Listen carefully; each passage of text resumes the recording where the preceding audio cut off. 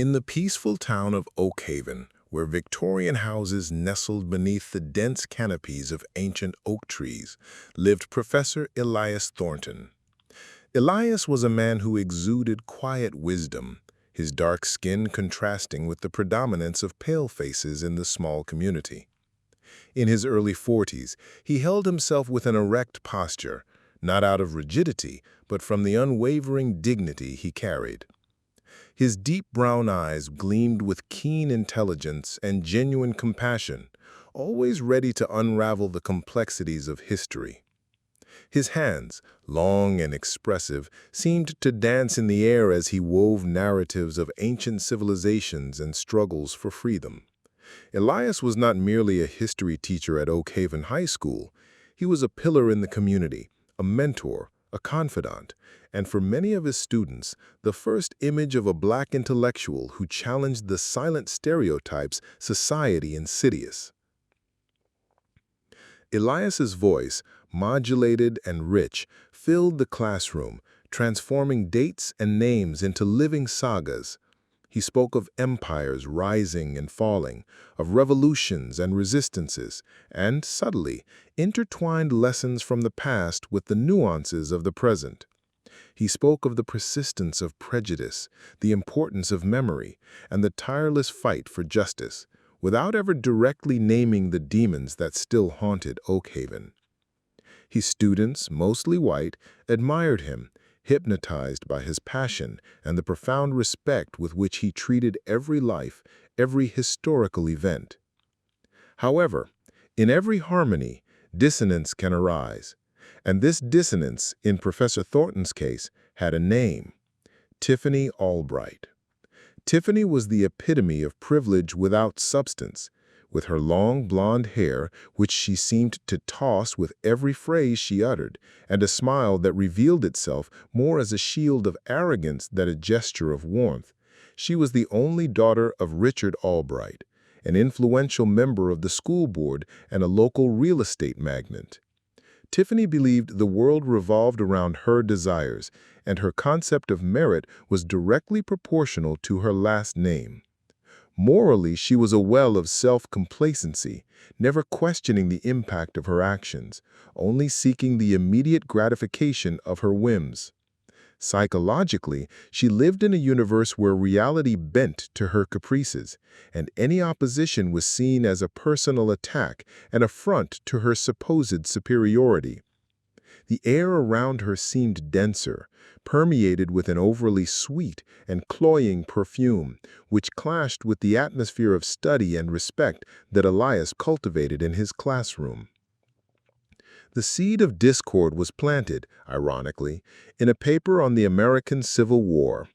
Tiffany, accustomed to high grades without much effort, submitted a superficial essay full of clichés and with a distorted interpretation of events minimizing the central role of slavery and structural racism. Elias, true to his principles of academic rigor and historical integrity, graded the paper with the honesty it deserved, a low mark. A deserved grade, reflecting the lack of research and the superficiality of the analysis. Maria, an attentive student who sat in the front row, noticed the way Tiffany pursed her lips, her blue eyes flashing with contained anger when Elias returned the paper. She had observed how Tiffany whispered to a friend that the grade was absurd, that the professor must be picking on her. João, who always defended Elias, later commented to Maria that the professor was fair and that Tiffany needed to learn to deal with criticism. Tiffany's indignation, however, did not dissipate. It grew, fueled by resentment and a worldview where she was never wrong. Her mind, clouded by arrogance, began to weave its own narrative, a web of resentment that would soon become a trap for Elias. Tiffany's sweet perfume, once just an annoyance, now seemed to carry a premonition of something bitter. The air of the school, once imbued with the scent of old books and the effervescence of youth, began to grow heavy with an invisible tension. Tiffany, feeling humiliated by the low grade, wasted no time in acting. Her mind, fertile in manipulations, conceived a revenge that would strike Elias at the core of his dignity. She spread subtle rumors, venomous insinuations that floated through the hallways like smoke before finally delivering the blow. One day, the news fell like lightning from a clear sky. Tiffany Albright had accused Professor Thornton of harassment. The allegation was vague, the evidence non-existent, but the Albright family's influence was undeniable. The murmur turned into a chorus, and the chorus into a summary verdict. The school board, pressured by Tiffany's father, acted with alarming speed, ignoring Elias's impeccable reputation and the support of dozens of students and colleagues. Elias's morality, once a beacon, was suddenly questioned. The process was a farce. Elias was suspended, and with each passing day, the machinery of bureaucracy and prejudice worked to dismantle his career and his life. The sensory descriptions of that time were of an oppressive silence that fell upon him, the sound of the phone that didn't ring, the smell of mold from the stacked documents in his office. The bitter taste of injustice flooded every meal. Many students, like Maria and Joao, tried to speak out, writing letters, organizing small petitions, but their voices were drowned out. The principal, a man who seemed to have aged 10 years in a matter of weeks, told Maria in a low tone that he understood her frustration, but that his hands were tied. Elias, for his part, observed the helplessness of his defenders with a deep melancholy, but without resentment. He knew that the problem was not the children, but a flawed system that preferred convenience to truth. The dismissal followed swiftly, cold and formal, like a tombstone on his career. Elias Thornton, the respected professor, the pillar of the community, was swept to the sidelines, his reputation shattered, his passion for history transformed into a distant echo. His departure left a palpable void in the school, a silence that had once been filled by his eloquent voice. The years that followed were marked by a silent pain, but also by a profound transformation. Elias left Oakhaven, not out of cowardice, but to find new ground where his roots could flourish again. He plunged headfirst into his studies, seeking in every book, in every historical document, not only knowledge, but also solace and a new purpose. The scent of old, dusty books, the rustle of turning pages, the smell of strong coffee, all became his new environment.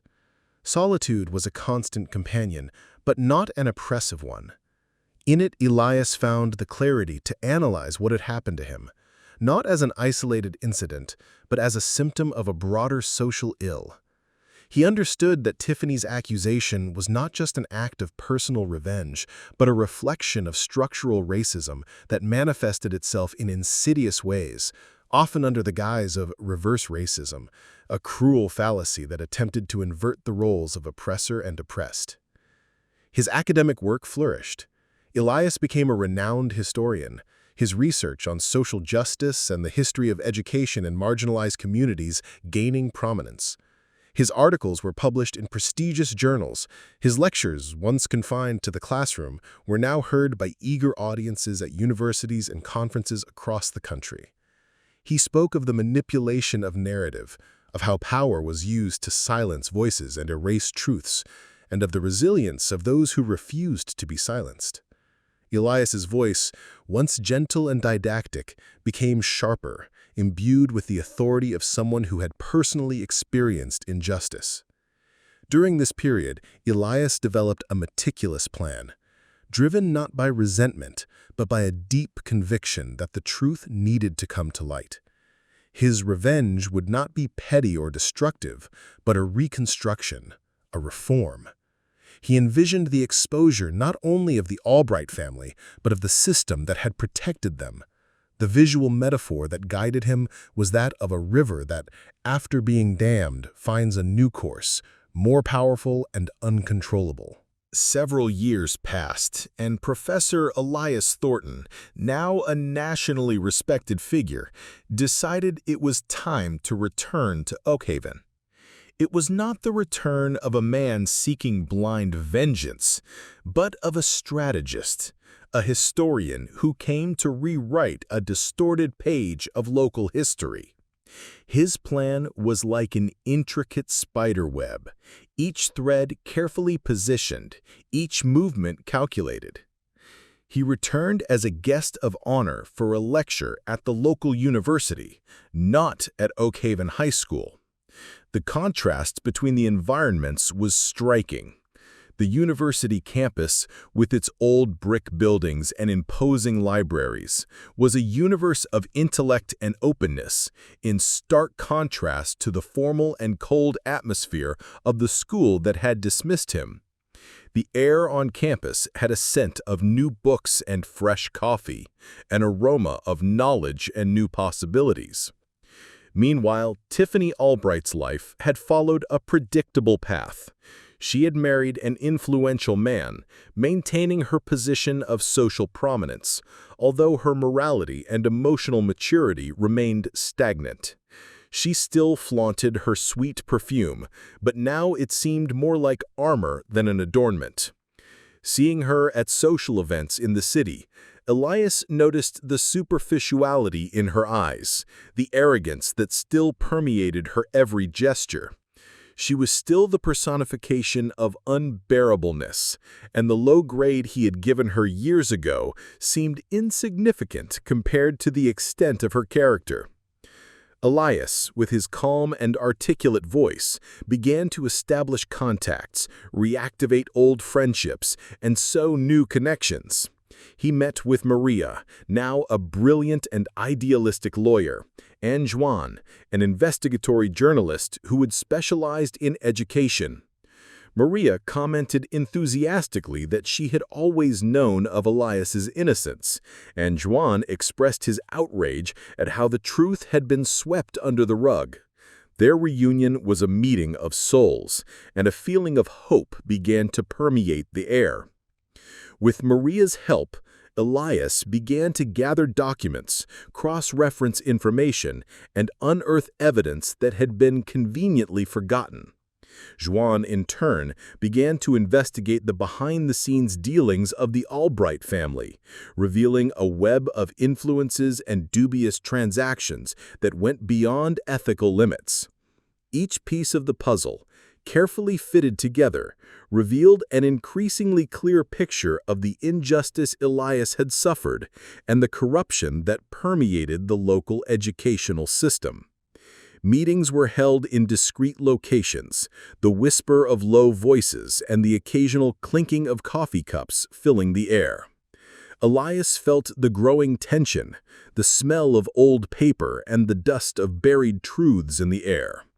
The strategy was complex, but the conviction that they were acting for justice was the fuel that drove them.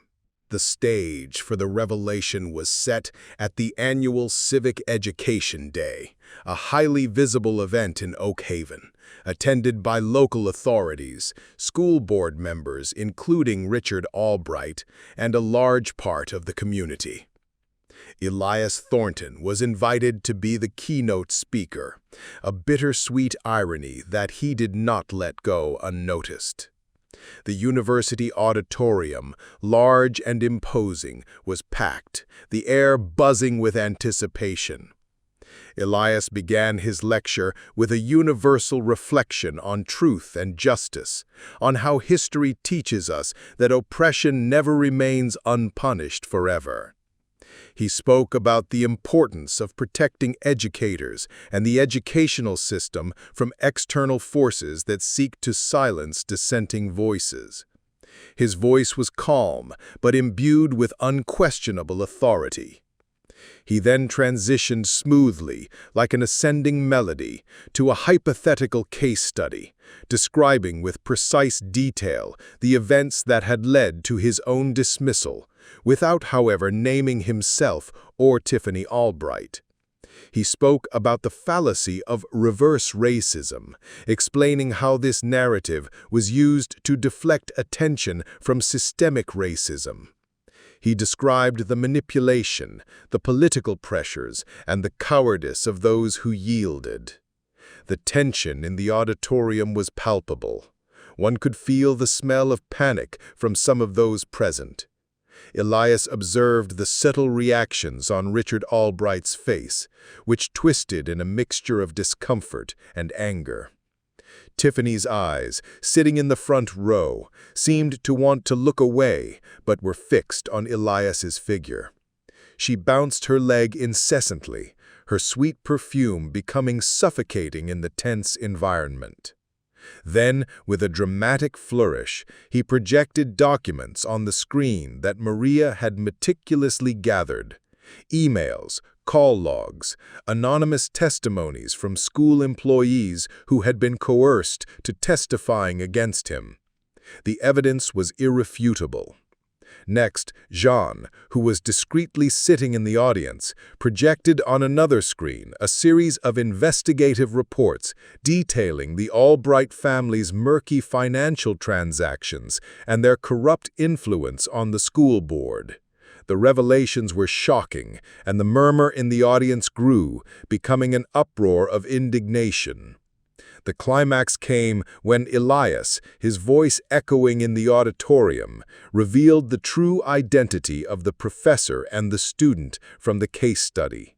He spoke about the low grade, about prejudice, and about the cruelty of the false accusation. The silence that followed was deafening, broken only by the sound of collective breathing and murmurs of astonishment. Richard Albright, pale and visibly shaken, tried to stand up and protest, but was immediately confronted by journalists who had been alerted by Jean. Tiffany, her face red, tried to flee but was surrounded by the media. Elias's revenge was not a shout of anger, but a symphony of facts and evidence that resonated with the force of truth. The consequences of the revelation were immediate and overwhelming. Richard Albright was forced to resign from the school board and faced a series of investigations into his financial activities. The Albright family's reputation was irreparably stained. Tiffany, once untouchable, was ostracized, her life of privilege crumbling under the weight of the truth. That sweet perfume that accompanied her now seemed to smell of defeat and shame. For Elias Thornton, it was a silent triumph. He felt no joy in the ruin of others, but a deep satisfaction in the restoration of justice. Oakhaven High School, under new leadership and with a reformed school board, issued a public apology to Elias, inviting him to return. He refused, for his path was now different, broader. The story of Professor Elias Thornton spread, becoming a symbol of the fight against injustice and the power of education as a tool for social transformation. Elias continued his journey as a historian and activist, his lectures now more than ever seeking to inspire change. He spoke of the importance of questioning dominant narratives, of resisting prejudice, and of building a future where truth prevailed over convenience. The sound of his voice, once wounded, now carried the power of millions. The city of Oakhaven, once asleep in its apparent tranquility, was forced to confront its own shadows. Elias's story was a catalyst for a deeper reform in the educational system, with the implementation of diversity and inclusion programs and the valuing of teachers who, like Elias, dared to challenge the status quo. Elias, in his last lecture in Oakhaven, concluded with a universal observation. History is not just a record of the past, it is a guide to the future. Those who forget its lessons are doomed to repeat them, but those who learn from them have the power to shape a more just and equitable world. He invited the audience to reflect on their own experiences,